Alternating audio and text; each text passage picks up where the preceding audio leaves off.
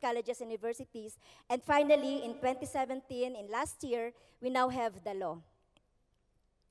So our challenges would be, of course, the law should have implementing rules and guidelines, and we will look into that. And of course, our still challenges is that still the apex schools and other similar institutions are still proliferating. Our call is to continue to oppose and expose privatization and commercialization, invest in public education, allot at least 6% of the GDP to education budget, and junk neoliberal policies and education. Our urgent task as teachers, advance a genuine nationalist, scientific, and mass-oriented education. So that means an education that embodies the national aspiration of the people. A mass-oriented education, an education that is designed to cater all, and also a scientific education, an education system that is based on facts. And of course, as a member of EI, and as a member, and we have a campaign on EI, Global Response to Privatization, against privatization, commercialization. We call every one of us to act now. Muchas gracias, Francisca. Bueno, muchas gracias, compañeras. Como ven, tenemos acá tres situaciones que reflejan distintas características del proceso de privatización y mercantilización de la educación, desde situaciones como la de Uganda y la de Filipinas, donde la intervención de los actores privados es muy fuerte, es muy ofensiva y es muy visible, y situaciones como la de Uruguay, donde las compañeras y los compañeros se han ocupado de empezar a mostrar cómo empiezan a desarrollarse las condiciones que harían posible el avance de un proceso de privatización, esto que llaman la privatización latente. Tenemos muy pocos minutos para que algunas de ustedes puedan hacer breves, por favor, breves intervenciones, solamente 3, me dicen. Le vamos a dar la palabra, en primer lugar, a Susan.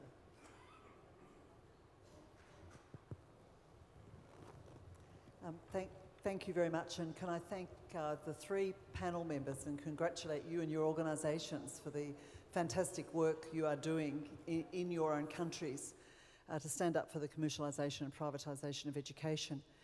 I have a particular question to Juliet, if that's okay. Juliet, I understand that in the last few days in Uganda, Bridge International has reopened schools. This is against the views of the government who have stated that the reopening of the schools is illegal and against the regulations, etc., in the country.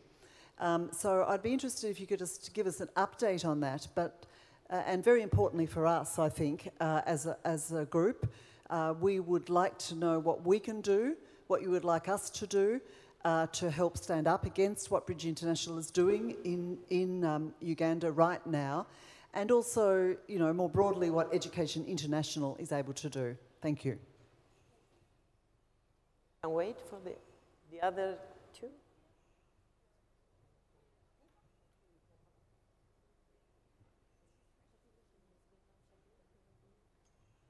Bonjour tout le monde. C'est Yafa Ben David, la syndicat de l'éducation d'Israël. Elle va parler en hébreu et moi je vais essayer de dire ce qu'elle dit en français. בוקר טוב לכולם, אני יפה בן דוד, מזכ"לית הסתדרות המורים בישראל, האישה הראשונה העומדת בראש האיגוד המקצועי של מחנכי ישראל מזה 115 שנים. Je suis Yafa Ben David, la première fois qui est dans le syndicat d'éducation israélienne depuis que l'union a été créée, ça fait 115 ans. כאישה וכמחנכת, אני מאמינה ועושה למען קידום אנשים בתפקידים בכירים במערכת החינוך במדינה ובהסתדרות המורים. Comme je suis une femme, la première syndicat, je fais tout mon possible pour faire que les femmes soient dans des meilleurs postes dans l'éducation et dans notre pays d'Israël. המסר שלי הוא לא לחכות להזדמנויות, אלא לייצר אותם. רק ככה נוביל ונצליח. Il ne faut pas attendre des opportunités, il faut les créer. C'est la seule façon qu'on pourra l'idée et aussi réussir. בישראל יש רב תרבותיות. אנחנו בעד החינוך הציבורי. גם מדינת ישראל תומכת בחינוך הציבורי שנותן הזדמנות שווה לחינוך לכל ילדי מדינת ישראל, ולא משנה מה המעמד, אם במעמד נמוך או גבוה. En Israël, comme c'est un pays qui émigre là-bas plusieurs cultures et plusieurs nations, nous croyons qu'on doit éduquer en Israël d'une façon qui peut donner les mêmes opportunités à toutes les nations qui viennent en Israël, à tous les pays, à tous les membres qui émigrent en Israël. Et je fais tous mes efforts parce que les opportunités, il faut les créer. Il ne faut pas attendre qu'ils viennent. Il faut les créer. אני מזמינה אתכם אלינו לאיגוד ולישראל ללמוד ולהתרשם. Je vous invite tous à venir en Israël pour qu'on puisse apprendre ensemble sur l'éducation israélienne. L'éducation israélienne, elle croit dans la public éducation. La public éducation en Israël est la plus grande, elle a le numéro le plus grand d'élèves.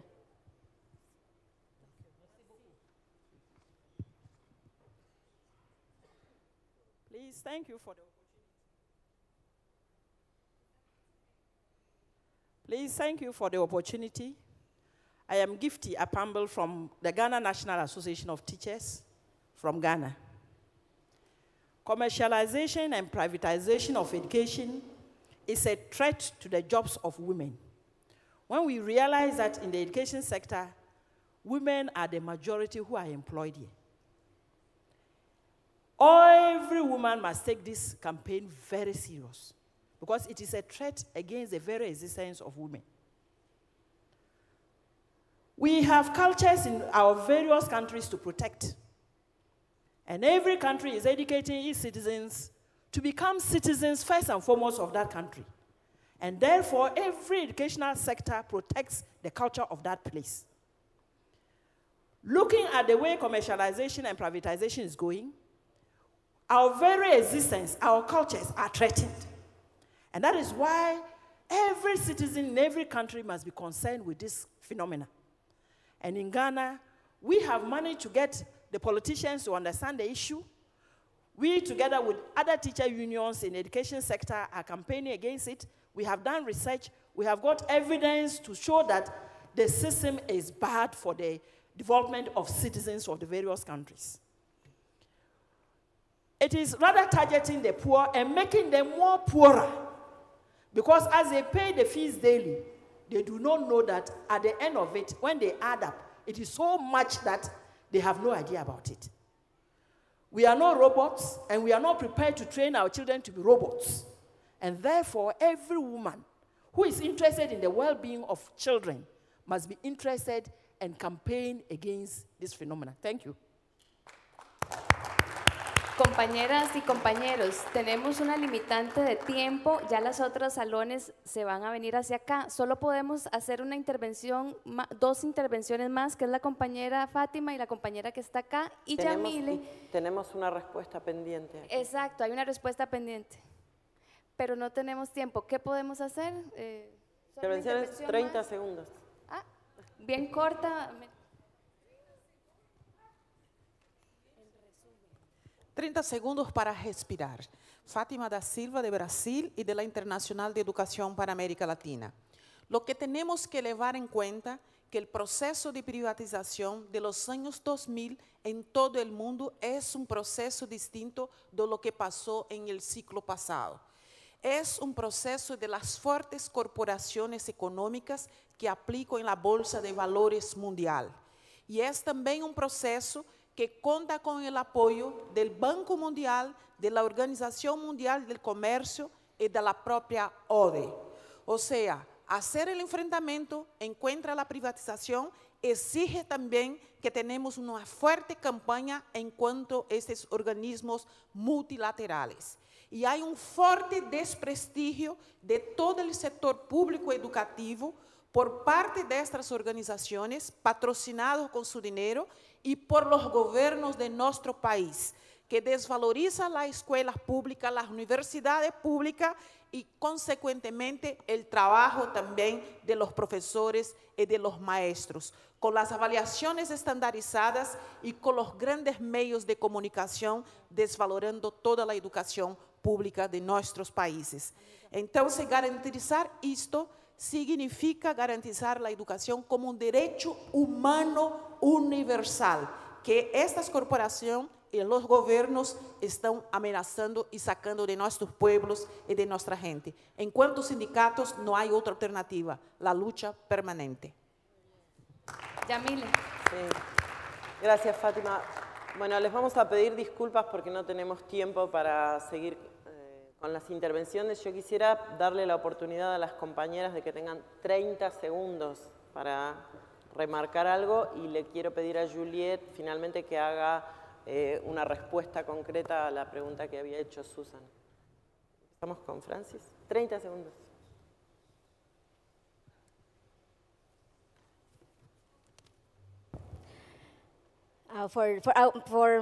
For my last words, so because we must join, women must join hands together.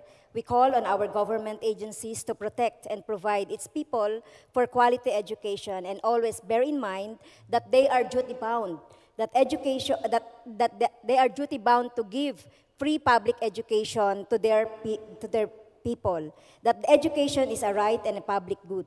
I call on fellow lawmakers also to legislate policies that would strengthen the public education in their respective countries and allocate sufficient budget for education for all. And lastly, I call on women colleagues who are gathered here right now to intensify their campaign with the union against privatization in education and lobby, organize fora, stages protest actions if necessary, and in the international level, our platform is the EI's global response. And we will also join hand in hand with the other multi-sectoral group in our society, because this is a international phenomenon that they are very huge and very great. And we will also, it is right also to unite ourselves to halt this kind of phenomenon. Thank you. Gracias, Francisca. Muy bien. Cortito, ¿eh? Bien cortito. Una Bien consigna. cortito. Una consigna. La autonomía de la educación es una condición ineludible de la soberanía nacional frente a cualquier poder extranjero o transnacional que intente imponer lineamientos educativos a nuestra sociedad, así como un resguardo respecto a los intereses particulares de grupos políticos, económicos o ideológicos que ocasionalmente detenten la hegemonía.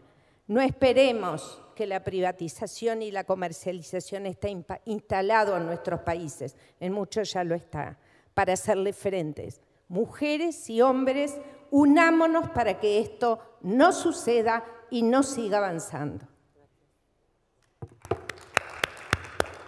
Juliet.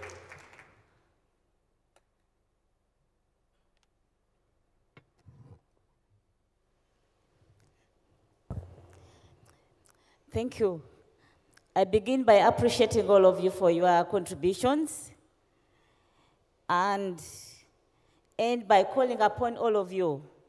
You do not have to be the topmost leader to join our campaign, but all of us can influence the education commercialization in our own countries. And what Susan asked about bridge reopening in Uganda is a serious drawback in what we had achieved. Bridge, as I already shared, is operating well below the national standards. In Uganda, only 4% of the teachers are qualified. The structures are very, very bad. The sanitation is very poor. And what our government did was to let them reopen on the basis that they are still verifying their files and also yet to verify if they have met the basic minimum requirements. Mark you, the word is basic. Just basic, they don't meet. And why they don't meet is because they're for profit. They want to use the least money in terms of infrastructure. They employ the unqualified teachers such that they pay them very little. They pay them as little as $40 a month. Isn't that exploitation? So they're exploiting the teachers. And we need to stand up. We need to act. Time for action is now. So my question to you is, how do you support us? Do we come up with a joint statement that we are committing as women and men in Education International to see that we do not have unqualified teachers teaching our children? Isn't that something we can do? Yeah. And I think I end there. So what is happening now is happening in some African countries, in Uganda, Nigeria, Kenya, Liberia. But it can go to our other countries. So we need to act together. Thank you. Ok, muy bien, tenemos que finalizar. Sabemos que hay mucho interés en continuar debatiendo este tema. Es claro para nosotras que está en juego en la defensa, en la campaña contra la privatización y la mercantilización, la defensa del derecho a la educación, pero también la soberanía de nuestros pueblos y por lo tanto nuestras democracias. Así que este es un tema sobre el que tenemos que seguir trabajando. Es importante que tengamos claro qué es lo que está en juego, de qué diferentes maneras avanzan las distintas estrategias de desarrollo de privatización y mercantilización y cómo se vincula esa estrategia con la acción de estos actores internacionales en todos nuestros países. Es importante que fortalezcamos las organizaciones sindicales y la presencia de las compañeras en nuestras organizaciones para llevar adelante esta lucha. Les agradecemos hoy que hayan estado aquí y les agradecemos que sigamos peleando juntas. Muchas gracias.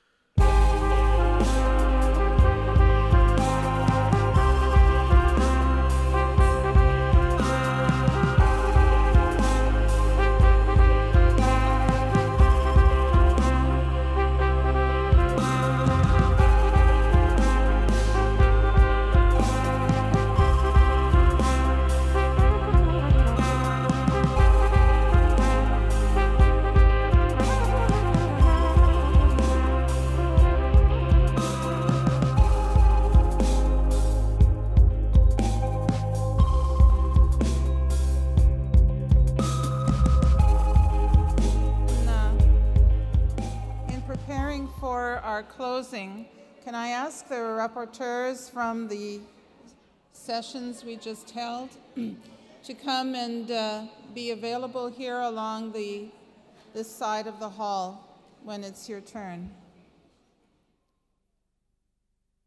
So here we are, coming to a conclusion of our conference. But before we do that, we'll just take some time to review our day. And I'd like to begin just by taking a few moments to maybe pull out a few points from the panel that we had this morning. That panel about the Me Too movement, the panel about the Me Too experience. There's no question that raising voices, women raising their voices, has brought forward a tidal wave of stories and experiences from women all around the world about their own experiences of sexual harassment and violence. There's also no question, as was mentioned by one of the panelists, of the deep marks that sexual violence leaves on us. The pain that does not really go away. The impacts on our lives, on our self-confidence, on how we see ourselves, how we feel about ourselves, how we feel about our futures, how we feel about what our lives can be. And these things they're ongoing, but there's also re-emerging threats. Threats like rape being used as a weapon of war. We heard about the need to educate and challenge men. The need to challenge that patriarchal system that is in many cases and in many places still very, very strong. We need to support survivors of sexual harassment and sexual violence, support one another, care for one another, encourage one another. That we need to mobilize in our own unions to resist, to give information, to provide support.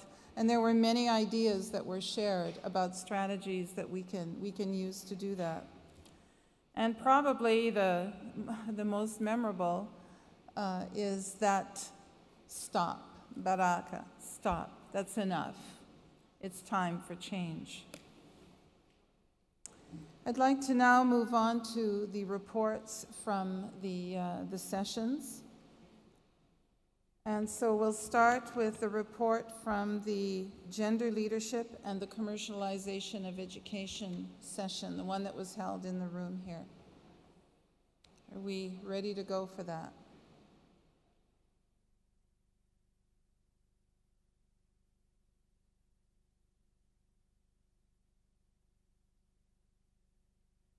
And as we have previously done, you have 5 minutes.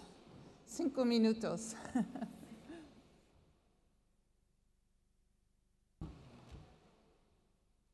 Buenos días. Gracias, Diane. En la sesión que acaba de concluir en esta misma sala sobre género, liderazgo y comercialización de la educación, tuvimos la participación de 3 compañeras que presentaron la situación, los casos de sus respectivos países y la lucha que están llevando adelante sus sindicatos en el marco de la campaña global de la Internacional de la Educación contra la privatización y la mercantilización. Escuchamos la situación de Uganda, donde el sindicato, junto con la Internacional de la Educación, está dando una pelea muy fuerte contra el sistema de las escuelas Bridge.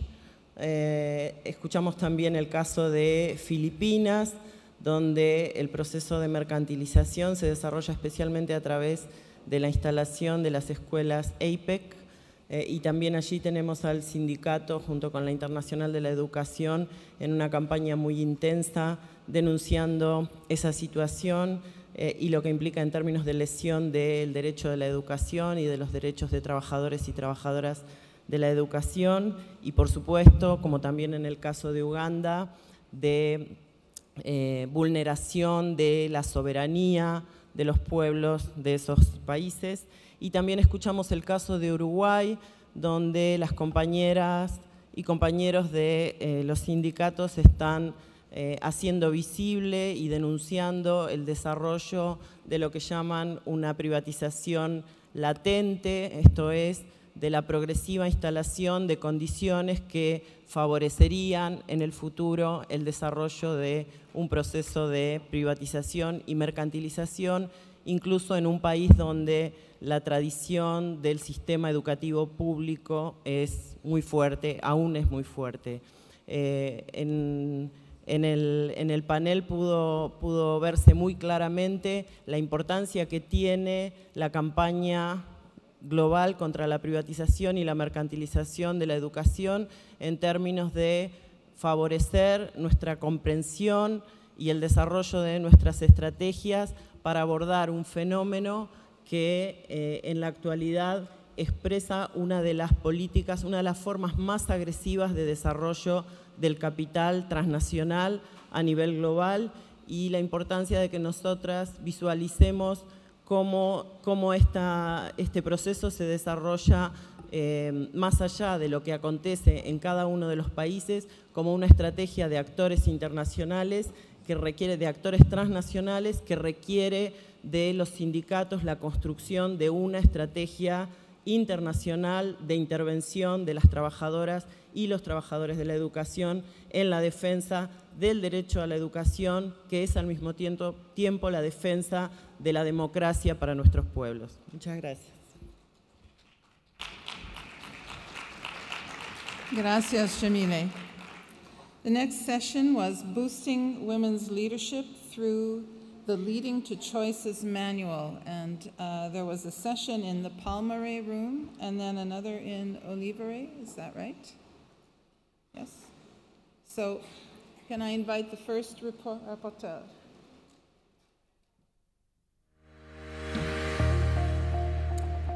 Thank you. As understood, the two sessions, they got together in the same room. So I'm reporting from the one session. And I will also try to be brief, as the manual I'm reporting from is also in the app, available in both English, Spanish, French, and in Arabic. The presentation was by Neza from Women's Learning Partnership in Morocco, and she presented a manual called Leading to Change Handbook. The WLP, the Women Learning Partnership, they have worked since 2000 on nurturing democratic leadership and values and enhancing leadership skills. And they have developed several strategies, plans, and tools. And this handbook is one of them. And Neza, she emphasized that leadership is always connected to gender issues. The handbook is designed in collaboration with several partner organizations. And also, the whole process of using and designing the handbook with piloting, adaptation, implementation, and evaluation was very thorough. It's also very adaptable to local issues. The goal with this handbook is to enhance women's participation and leadership. And she emphasized also that every woman has something to give. So this is about identifying talents and also enhancing the single woman's skills also together. The book is composed by 12 workshop sessions, and also it contains contextual framework and guidelines for facilitation of the workshops. And I'm gonna finish off with a quote from an Afghan Institute of Learning founder. She says, "The handbook is an invaluable model for participatory and collaborative leadership, training, and capacity building." That's it. Thanks.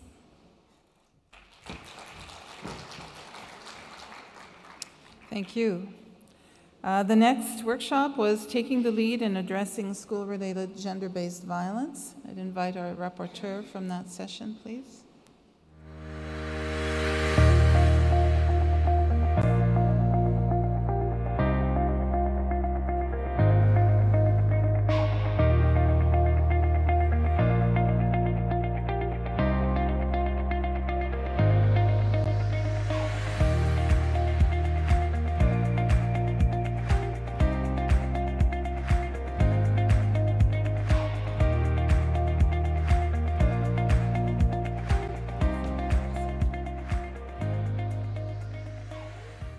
Hello, everyone. I want to start, first of all, by thanking Education International for the opportunity that has been given to us. I think I speak on behalf of all of our smaller unions, the opportunity to have a voice at such an important forum. My name is Paulette Williams, and I represent the St. Vincent and the Grenadines Teachers Union in the Caribbean, and I am the General Secretary. Now, in our group, we basically reflected on our experiences of school-related gender-based violence. And we found out that the problem is widespread at all levels of the education system. And it could be, it's well known, peer-on-peer violence, teachers against students, students against teachers, but always it's targeting the most vulnerable. We talked about some solutions, and one of the things we talked about was that we must address our men. We must talk to our men and boys, because they are going to have to understand that violence against women and girls is wrong, and if we do not engage them, since they are the perpetrators, then the problem is going to continue. We also talked about naming the problem, calling it by its name, not to shroud it in any kind of fancy language, but talk about rape, talk about sexual violence, talk about physical violence. So we have to name the problem. And then we talked about supporting and empowering. So we have to support each other. Women must be safe at home, safe at work. Girls must be safe, feel safe in the learning environment. And we talked about how there seems to be this expectation that powerful men in particular have a right to abuse. And that is something that must stop, because it is so deeply entrenched in many of our societies.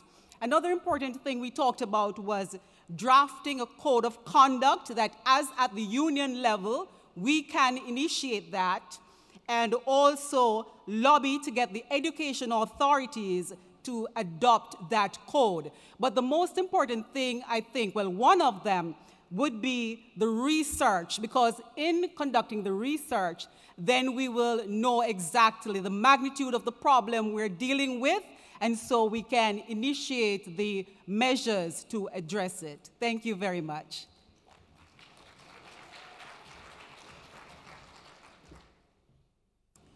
And the last session on gender leadership and union renewal.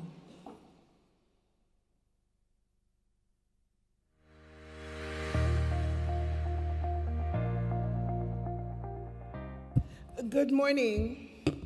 My name is Georgia Ward Richards, and I represent the Jamaica Teachers Association, where I am the president. Our session this morning dealt with the issue of gender leadership and union renewal. The presenters at this session this morning were Stephanie Mills and Linda Stewart. In looking at gender leadership and union renewal, there were 7 challenges that were discussed. Number 1, it is important that we frame the narrative and organize around ideas. Simply put, we're asked to flip the way we talk about teacher issues so that they align with the views of our communities. We need to organize around the ideas. The second challenge is to connect the industrial and the professional. Basically, in connecting the industrial and the professional, it is important that we connect around core values. It is important that we connect what we do with what is done in the wider society. We also went on to looking at the idea of working in and against. And the idea of working in and against would suggest building collaborations around school. It's working closely with the Ministry of Education while doing everything possible to achieve the union's objectives. Number 4, speak nationally, organize locally. And this is the process of bringing local issues to national attention, reaching out to the community and empowering local leaders. Number 5, balance the formal and the informal, and that's basically providing opportunities for the conversations to happen. Number 6, connect the profession horizontally and vertically. And this has to do with bringing support staff and teaching staff together, providing hope and an avenue for the discussion and the realization of pay equity. And finally, work in and beyond the union.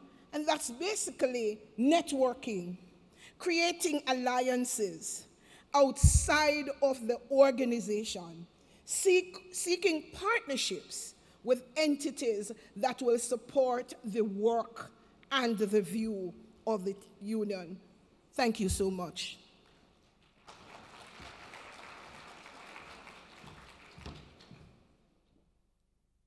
Well, thank you to our rapporteurs, and I would like to just take a moment to thank all the rapporteurs over the last 2.5 days. You've been very patient with me and my timer, so I appreciate that very much. Now I think Haldis will take us to the close of the conference.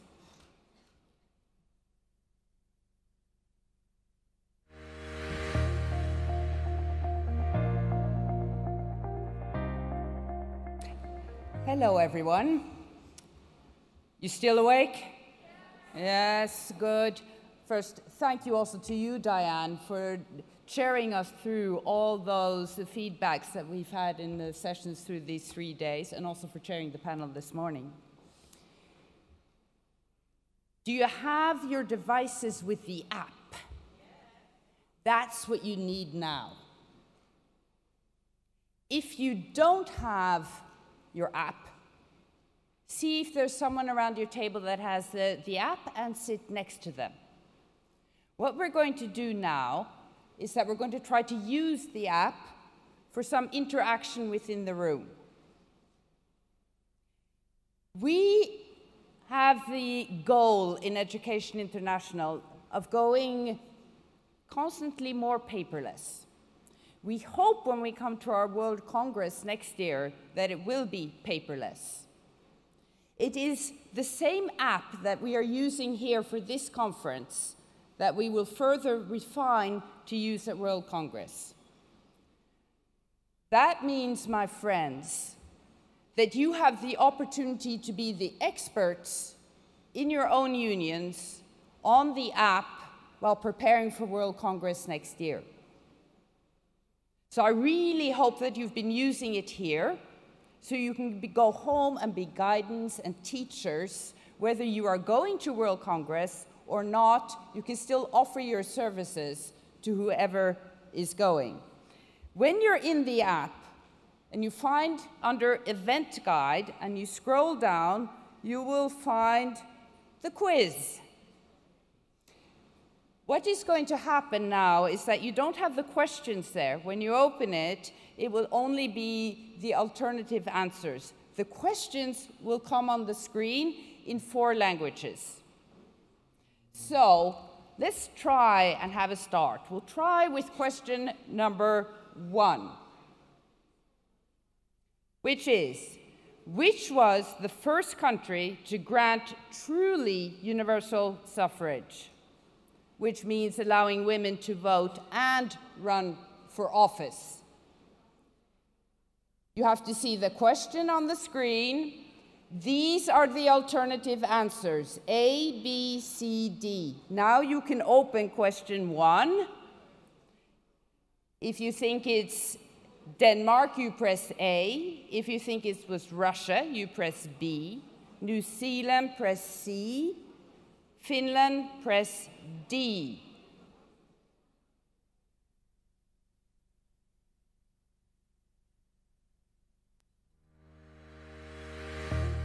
So, this is how you answered or are answering.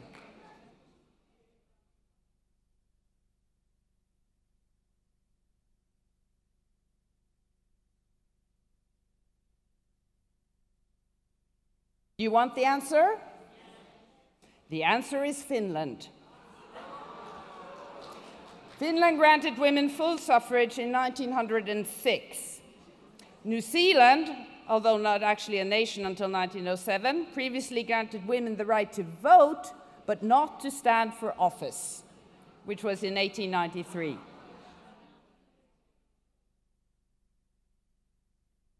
So let's go to question 2. Globally, on average, how much less do women earn than men? And your alternatives are A, 31%, B, 16%, C, 9%, D, 24%.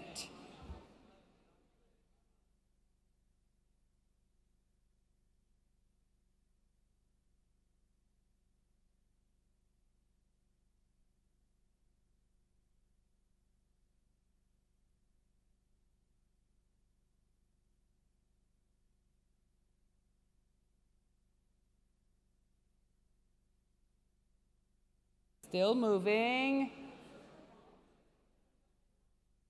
Okay, I think we'll take it. It looks like the room is a little more pessimistic than they need to be, because the answer is D, 24%, which still is a shocking pay gap and varies around the world. It is particularly large for women with children in sub-Saharan Africa and in Asia.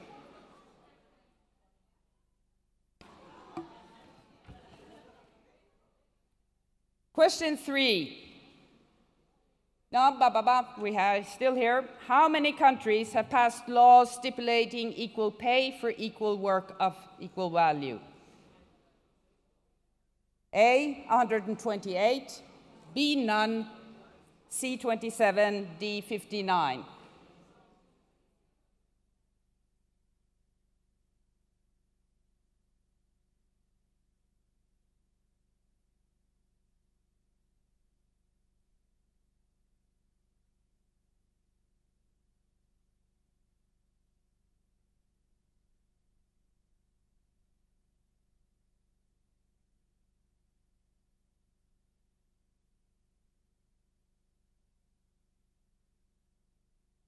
Okay, and the answer is 59.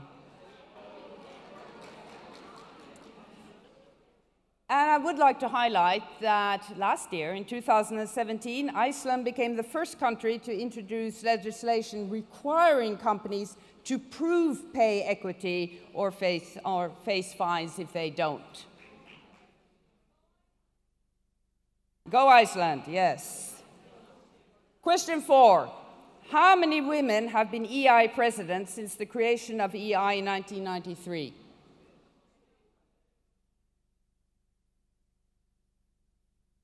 And can we have the alternatives? 1, 2, or none?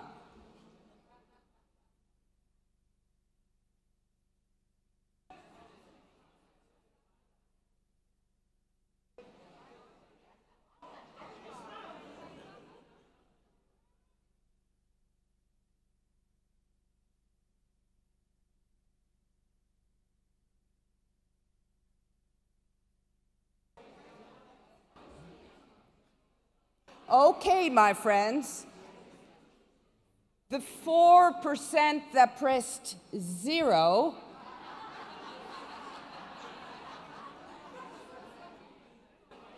have been sleeping while they've been here. Because we actually have a female president at the moment, Susan Hopgood, who you soon will be meeting again. And our founding president was also a woman, Mary Hatfield-Futrell, so the answer is 2.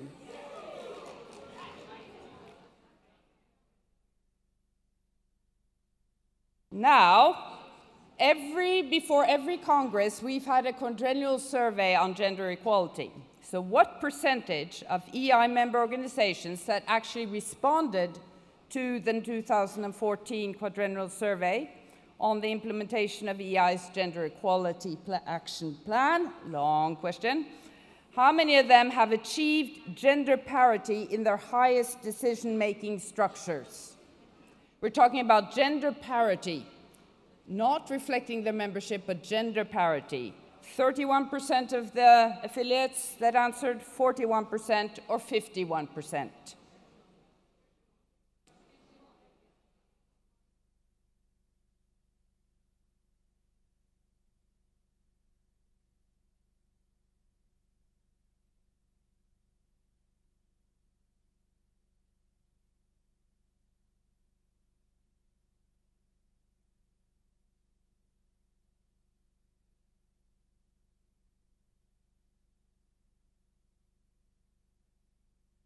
Okay, I dare say you are a bit pessimistic again. But remember, the answer is 51%. But that's 51% of the unions that actually responded to a survey on gender equality. But it was a 6% increase between 2010 to 2014. If we keep progress at the same speed on the 51% and going up, it will take another 30 years for all EI member organizations to achieve gender parity in their highest decision-making bodies. We don't want that, so we have to speed up. We're going to question 6. Which country had the first female head of government in the world? A, Argentina, B, India, C, Israel, D, Sri Lanka.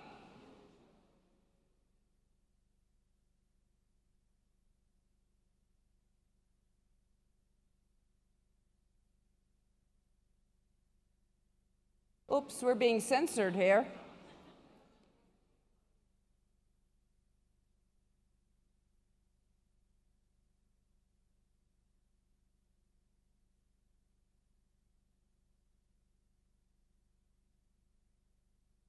The answer is Sri Lanka. Now, I may pronounce her name incorrectly, and I apologize. Sirimavu Bandaranaike. Yes, became Prime Minister of then called Ceylon in 1960, the year I was born. So you can see what has happened in a lifetime. She also served again from 1970 to 1977.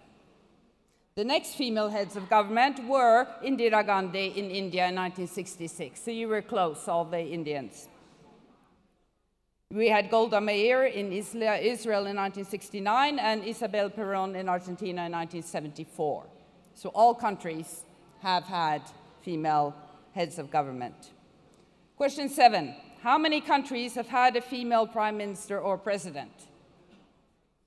You can choose between A, 67 countries, B, 91, C, 35, D, 59.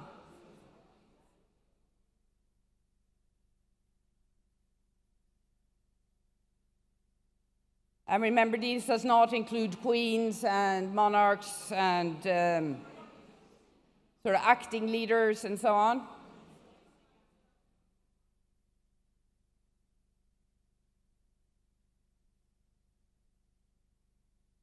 We almost have a tie here. No, we have a winner, and the room is, no, we have a tie. The answer is 59.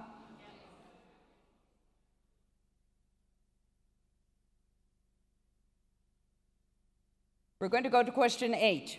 Which of these countries has not or has never had a female head of government? Sweden, Switzerland, Pakistan, or Bangladesh?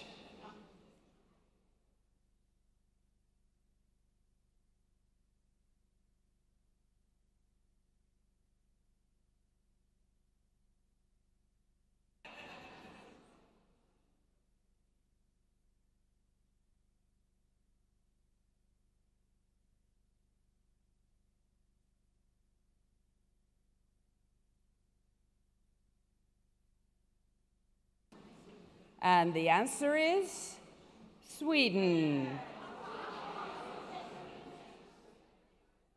Sometimes answers come surprising to some. Oops, I'm not going to list all the women, but all the other countries have had them. Now we're going to look about the current state of the world. How many women leaders, around 9, heads of government, again we're not in queens, are there currently in sub-Saharan Africa? And the alternatives are none, or 1, or 2, or 3.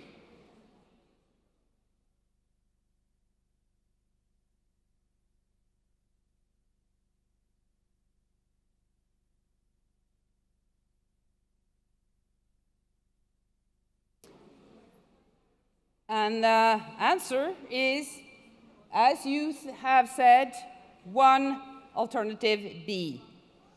It's only, and I'm going to be terrible at pronouncing her name, Sarah Kungogelva Amadila is Prime Minister of Namibia and has been since 2015. Remember that Ellen Johnson Sirleaf, who's there been a lot of focus on in Liberia, that she stepped down in 2017, so currently only 1. We go to another region in question 10. How many women leaders, heads of government, are there currently in Asia and the Pacific?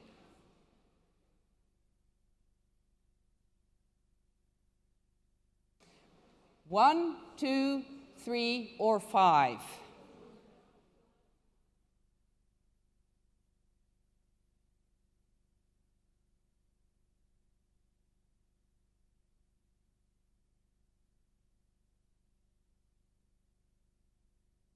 And the answer is 5.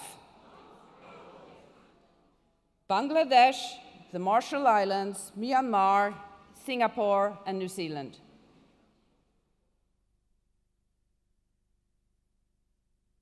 So we're going to try Europe. How many women leaders, heads of government, are there currently in Europe? 4, 5, 6, or 7?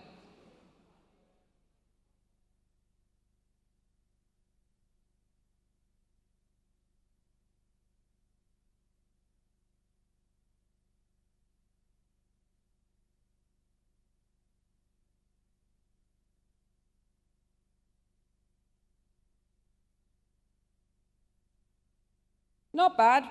Answer is 5. Germany, Norway, United Kingdom, Iceland, and Serbia.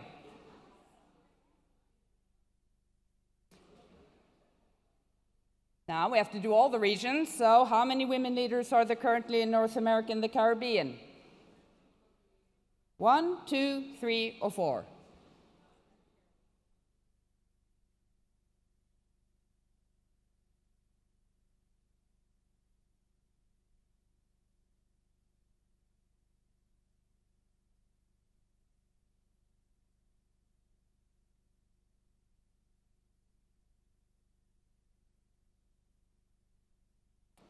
The answer is 1. So A, Aruba.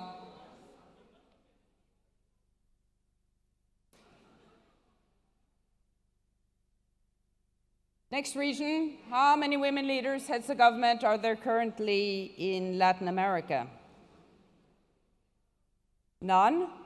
A, 1, B, 2, C, 3, D.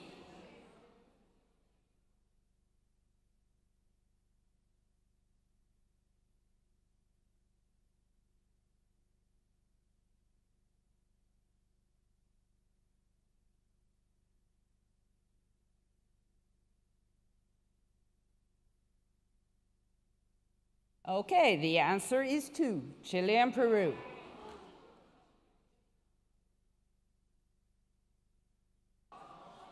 They're protesting against the results. Now, this is a game. I should have said initially that we have not triple-checked all our answers, but as it usually is in games, the quizmaster is right. for the game. And our Latin American friends, will you tell us how many are there? 0. So in real life, they say 0.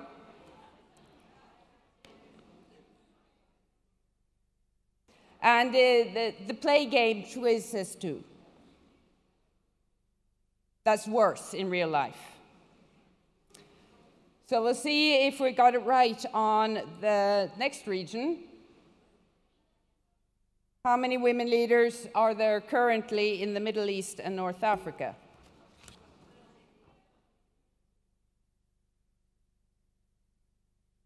None, 1, 2, or 3.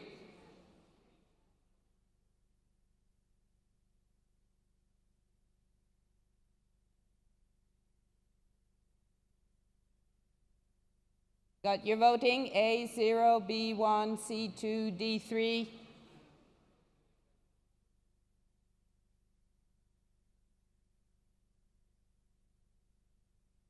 There it comes.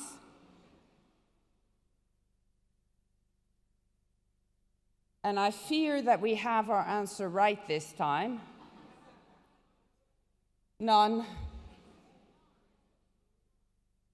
According to the statistics that we've been able to get hold of, that women occupy about 19% of the lower house seats in Arab states.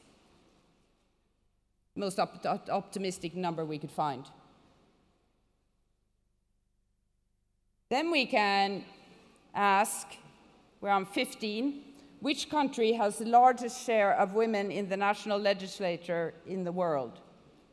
You can choose between Bolivia, Cuba, Rwanda, and South Africa.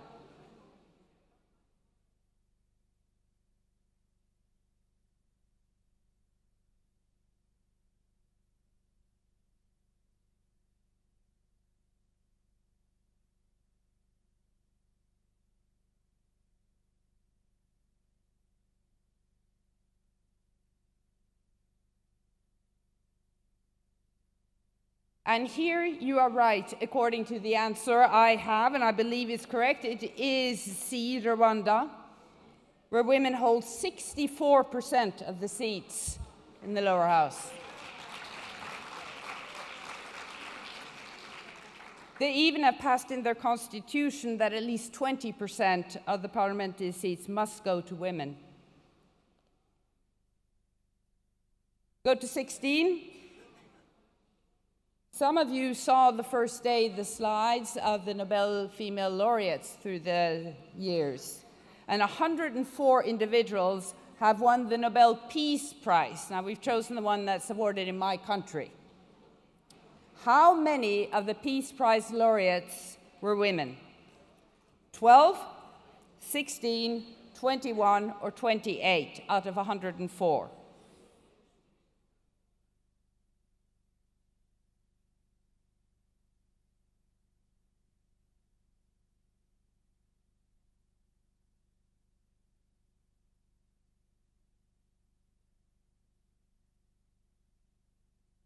And the answer is B, 16. You remember some of them. Mother Teresa in 1979, Aung San Suu Kyi in 1991. I was there when she finally got her prize. Rigoberta Menchú in 1992. Ellen Johnson Sirleaf in 2011. And we remember Malala Yousafzai in 2014. Now, the last question I'm going to have to explain a little bit, because it says here of 39 national union confederations. I have to emphasize there are many more than 39 confederations in the world. So we're talking about European confederations, and we're talking about confederations that actually answered a survey. So how many do you believe of these 39 European national union confederations have female presidents? This also means that they need to have the position of female president, or of president. 9, 19, 4, or 12?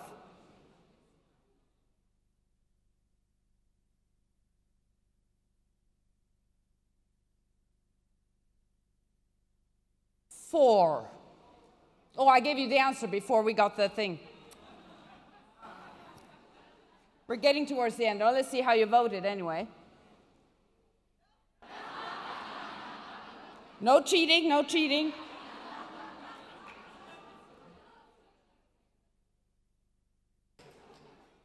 In the same survey, because we know both in unions and in trade union centers, it varies whether it's the general secretary or president that is ranked the highest officer.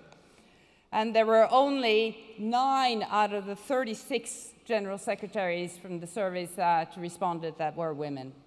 So we do have a job to do in the trade union movement, and this was Europe.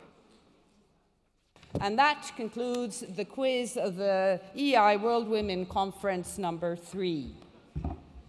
Thank you very much for participating.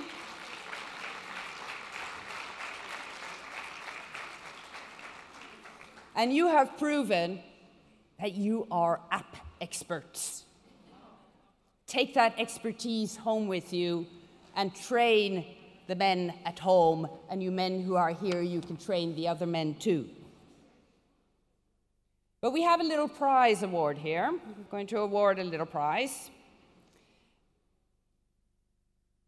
to this conference most active app user. Because one of the perks of technology is that we can track you. Whether it's a perk or not, I don't know. But we are able, since you've all logged into the app, and it's just for us, we won't reveal any of that information, be certain, we can see whether you've been active or not. That also gives us feedback on whether or not we should keep using an app. And we are convinced that we are going to keep using app. Out of 304 registered participants, 250 have actively used the app. And that is quite good. Give yourselves an applause for that.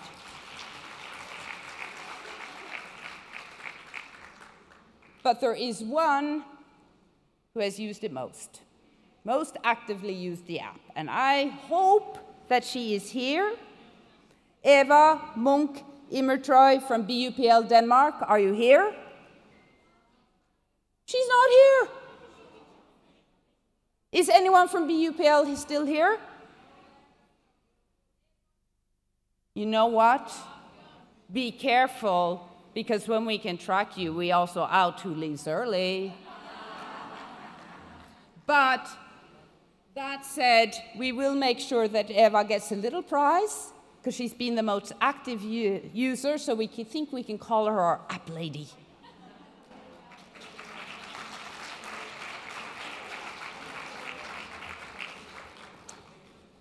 And with that, I would like to hand it over to our amazing, fabulous president, woman, Susan Hopgood, to close the conference.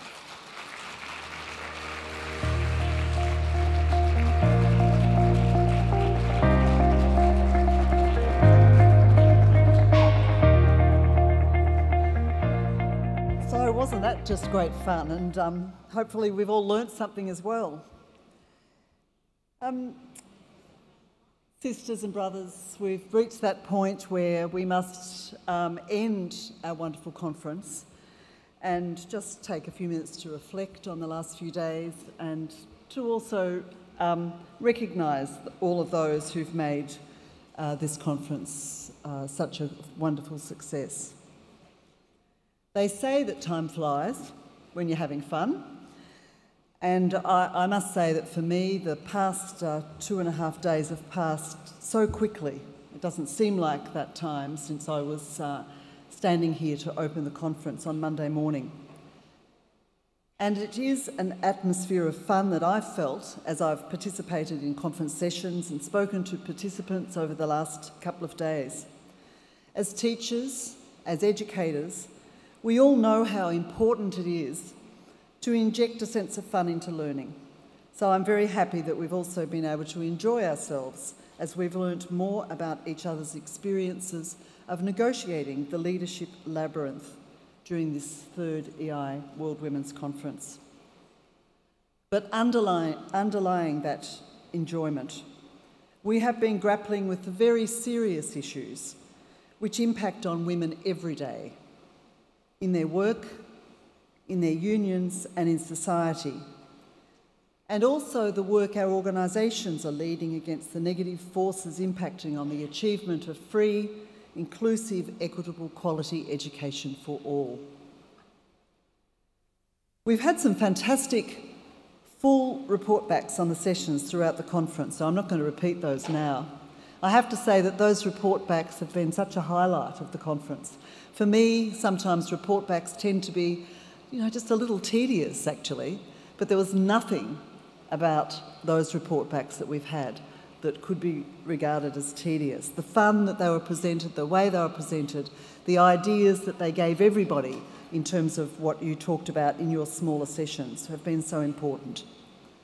We will be producing a conference report, which you will all get over the next period of time, and we'll include all the key issues and priorities that have been identified in those sessions over the last few days. But what I would like to briefly touch on is that sort of what now feeling that many of us have when we come to an event like this and when it comes to an end. You all understand that this is not a decision-making conference, so we don't have recommendations and statements. So I'll just give you some ideas for me about personally what we should take away. As I said when I opened the conference on Monday, women's leadership is an issue that we've been focusing on for a long time at EI, and also in our own unions at country level. As well as increasing our understanding of the different barriers women face in their unions and in education in different parts of the world, this conference has given us an opportunity to think collectively about what we can do to be the change we want to see and to make the change we want to happen. I ended my remarks on Monday with a quote that started with the words, "We are not interested in leadership for leadership's sake." And I think we all agree that we're interested in leadership because we want to make positive change happen, especially in relation to gender equality in our unions, in education and in society. So I want us to keep 4 things in mind as we prepare to leave Marrakech. First, let us be conscious of what we are doing. Taking the lead, exercising leadership and being a leader is something that happens at different levels, whether or not you are formally recognised as a leader or you are working behind the scenes. Each one of us exercises leadership in some way, almost on a daily basis. So let us be conscious of what we are doing. Be conscious that others may be looking to us as a role model, and we may be setting the standard for how others will act or the policies they may put in place.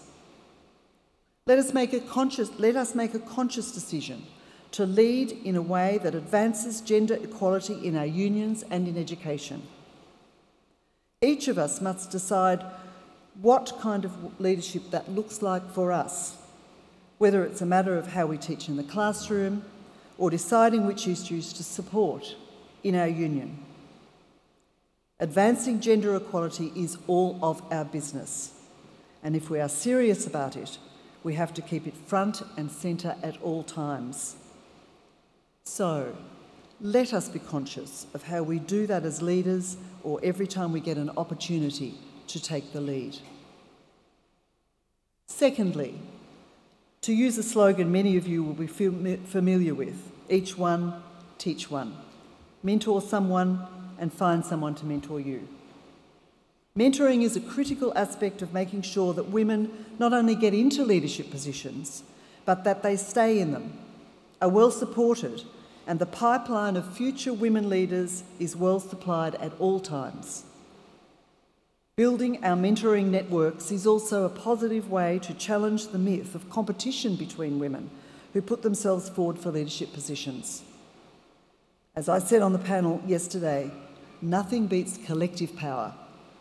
We will gain more, advance more, and be able to change more if we make our endeavours collective.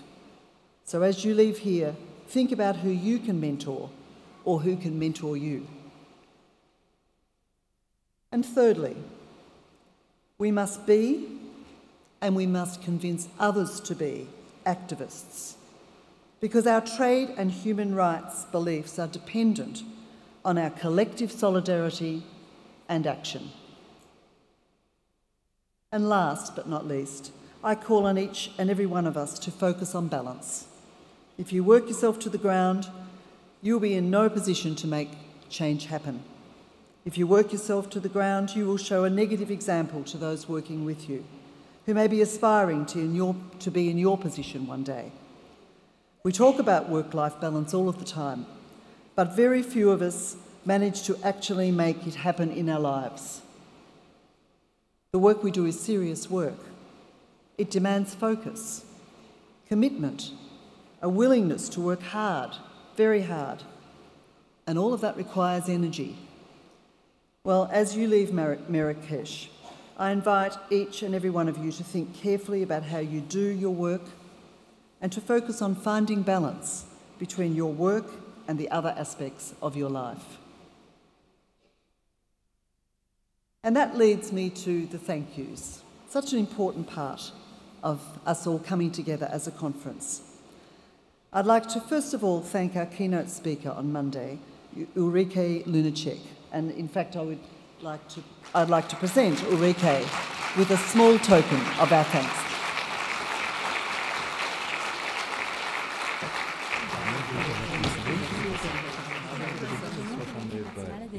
Willkommen til Just thank you, Susan, and all of you for this great experience, also for me, I have to tell you. It was also great to be here with you, and I'm taking lots of things with me, and I've learned lots of things as well. Thank you.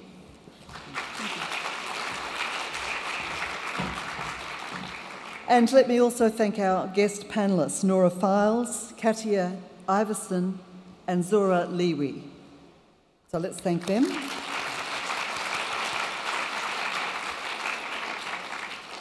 And all those who led the breakout sessions. Most of you, of course, in the room, all of those people are in the room with us. Who led the breakout sessions, the debates, the fishbowl exercises, the workshops. We tried new participatory methods at this conference, and I think they worked really, really well. And they worked well because we had those who actually led the breakout sessions, provided us with the information, engaged people, and encouraged everyone to participate. So thank you very much to all of you.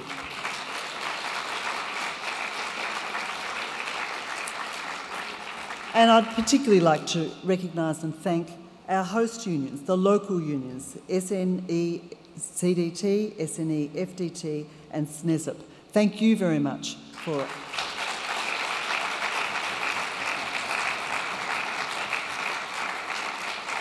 And a very special thank you to our interpreters.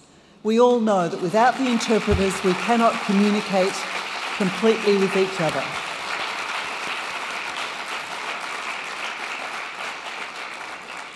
And the technical staff, of course. We've had this magnificent, display up here. Hasn't it worked well? Not only that, but all of the other technical work that actually helped us do our work. And that takes me to the EI staff team. I have to say, I hope you've all met our EI staff team over the last few days. They have done an absolutely fantastic job. Led by Madeline Kennedy McFoy in terms of the policy work, and Petra Gwyn-Jones in terms of the work. I'd like you all to stand up so we can see you. Please stand up. All the EI staff, stand up.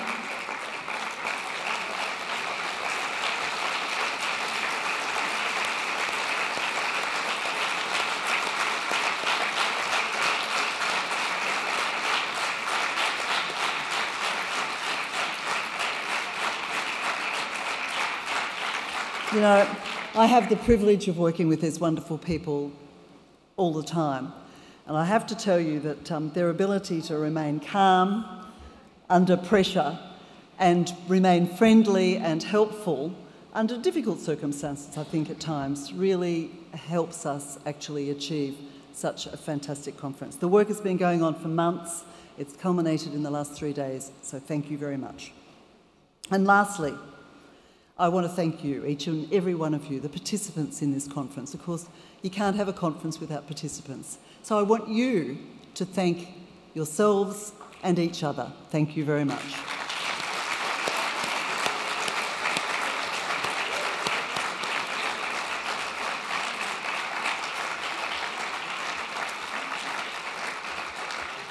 And on that note, I'd like to wish you all a safe journey home. I hope your work on behalf of all of the women members and all of the members in your union continues, and I declare the 3rd EI World Women's Conference closed.